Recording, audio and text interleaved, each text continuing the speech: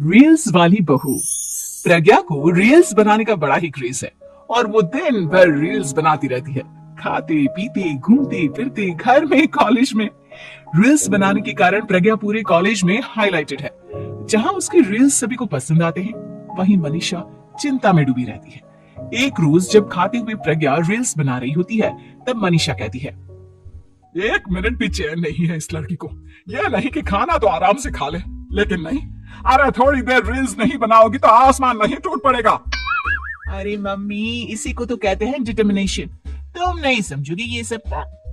भगवान, इस लड़की को सद्बुद्धि दे। जब देखो तब टेढ़ा बाका मुंह बनाती रहती है। मनीषा की बात का प्रज्ञा पर जरा भी असर नहीं होता और वो खाते खाते रील्स बनाती रहती है। दिन बीतने लगते हैं और देखते देखते प्रज्ञा का कॉलेज भी खत्म हो जाता है। आए दिन कोई ना कोई मनीषा को प्रज्ञा की शादी करवाने का सुझाव दी जाता है। सब ठीक ही कहते हैं, प्रज्ञा की शादी कर देनी चाहिए।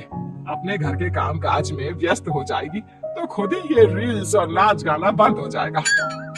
मनीषा और प्रेम प्रज्ञा के लिए एक अच्छा लड़का ढूंढने लगते हैं और तभी विकी का रिश्ता प्रज्ञा के लिए आता है, जिसने प्रज्ञा को उसकी रील्स देखकर पसंद कर लिया था।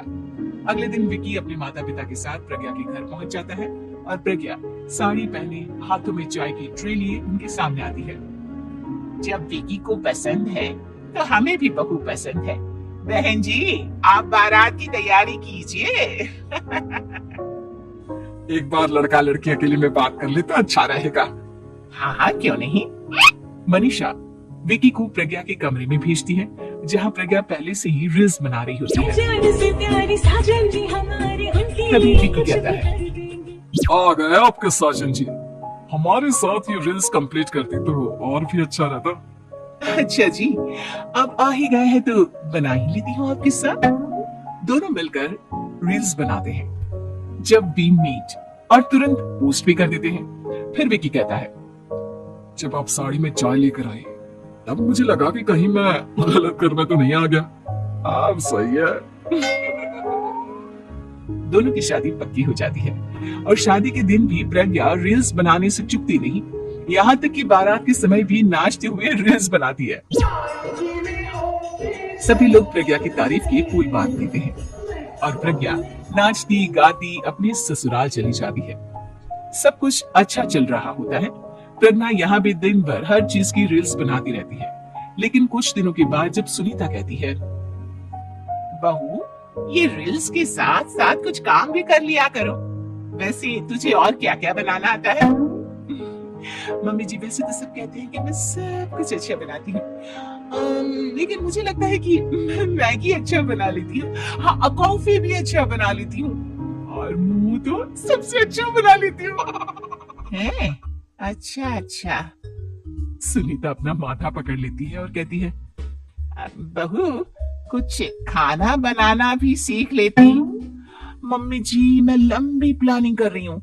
जल्दी ही मैं इतनी फेमस हो जाऊंगी कि मुझे पैसे मिलने लगेंगे। हम दोनों सास बहू राज करेंगे, राज। नौकर काम करेंगे और लोगों की तो लाइन लगेगी हमसे मिलने के लिए। तेरा दिमाग खराब हो गया है क्या बहू? हंसी मजाक तक ठीक है, लेकिन इस तरह घर नहीं चलते। जितना जल्दी हो इस घर के तौर तरीकों को सीख लो। प्रज्ञा मुंह घुमाकर चली जाती है और तुरंत उसी वक्त एक रील बनाती है।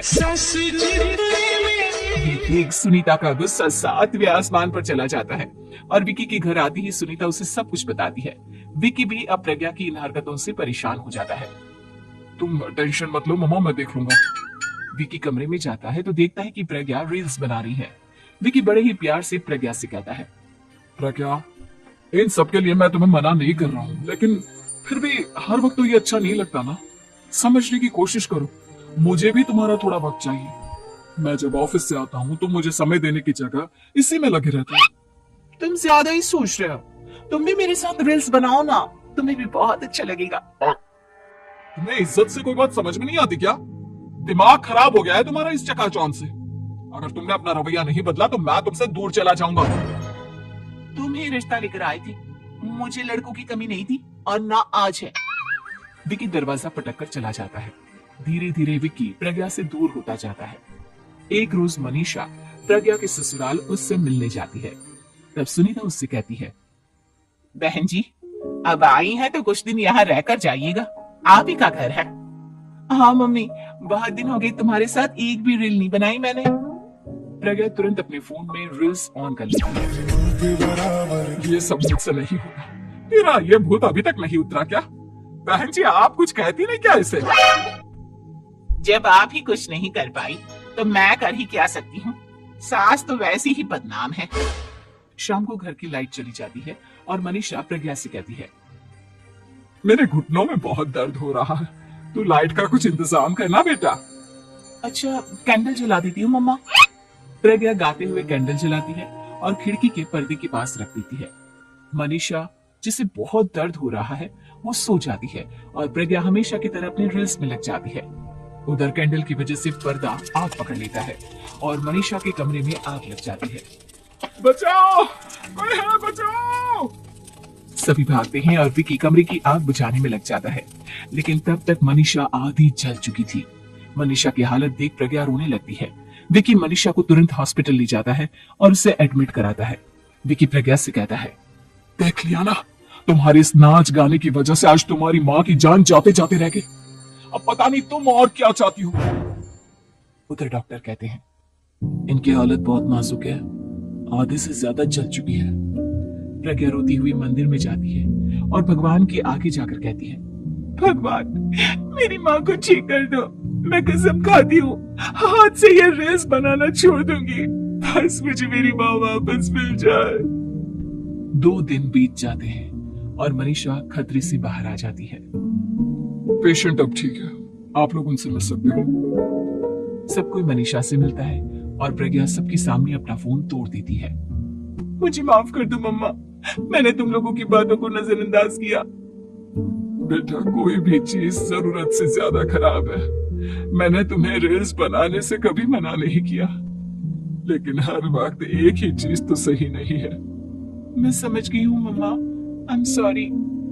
प्रज्ञा उस दिन से रील्स बनाना छोड़ देती है और पूरी तरह से अपने घर में लग जाती है।